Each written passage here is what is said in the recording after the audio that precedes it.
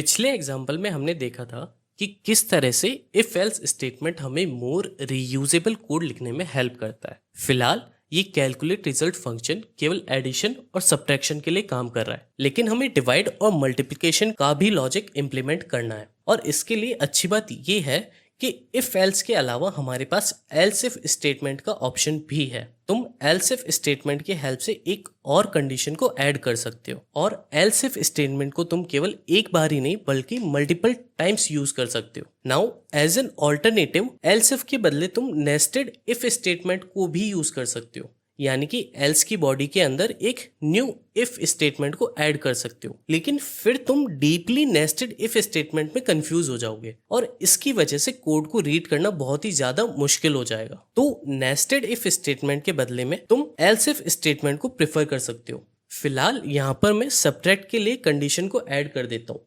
यानी कि calculation type, फिर ट्रिपल इक्वलिटी ऑपरेटर और फिर स्ट्रिंग एनक्लोज्ड कैपिटल केस के अंदर सब्ट्रैक्ट। अब ये कोड कुछ इस तरह से वर्क करेगा, यानी कि अगर कैलकुलेशन टाइप ऐड होता है तब ये ऐड वाले कोड को एग्जीक्यूट करेगा, और अगर कैलकुलेशन टाइप सब्ट्रैक्ट होता है तब ये सब्ट्रैक्ट वाले कोड को एग्जीक्यूट करेगा। और अगर कैलकुलेशन टाइप की वैल्यू ऐड या सब्ट्रैक्ट के अलावा कुछ और होती है तो कोई दिक्कत वाली बात नहीं है, बट उस केस के अंदर इन दोनों में से कोई भी कोड एग्जीक्यूट नहीं होगा। इस कोर्स के अंदर तुम कई सारे इफ स्टेटमेंट्स वाले एग्जांपल्स भी देखोगे जहां पर कई सिनेरियोज के अंदर कोई भी कंडीशन फुलफिल नहीं होती है। बाय चांस अगर तुम यहां पर एल्स कंडीशन प्रोवाइड करते हो तो उस केस के अंदर अगर कोई भी कंडीशन फुलफिल नहीं होती है तो एल्स स्टेटमेंट वाला कोड गारंटीड हमेशा एग्जीक्यूट होगा।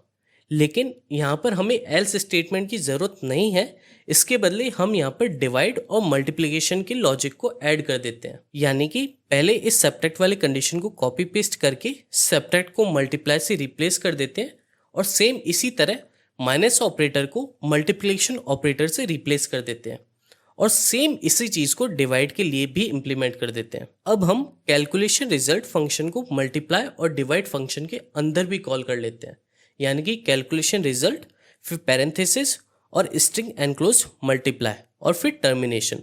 सेम इसी तरह डिवाइड को भी कर लेते हैं और मल्टीप्लाई को डिवाइड से रिप्लेस कर देते हैं। नाउ अगर अब हम फाइल को सेव और पेज को रीलोड करके हमारे कैलकुलेटर को टेस्ट करते हैं तो तुम देखोगे कि कैलकुलेटर की सारी फंक्शनलिटी पहले की तरह ही परफेक्टली काम कर रही है। तो अब हमारे पास ज़्यादा कंसाइज और शॉर्टर कोड है जिसे कि हम रीयूज कर रहे हैं, और ये सारा लॉजिक हमारे पास केवल एक फंक्शन के अंदर है, जो कि अच्छी बात है क्योंकि अब हमें कोड को समझने के लिए कई सारे फंक्शंस को समझने की ज़रूरत नहीं है। ये इफ स्टेटमेंट्स और बुलियन ऑपरेटर्स का एक बेसिक इंट्रोडक्शन था, यानी कि इन्हें कैसे लिखते हैं और कैसे इन्हें यूज़ करते हैं।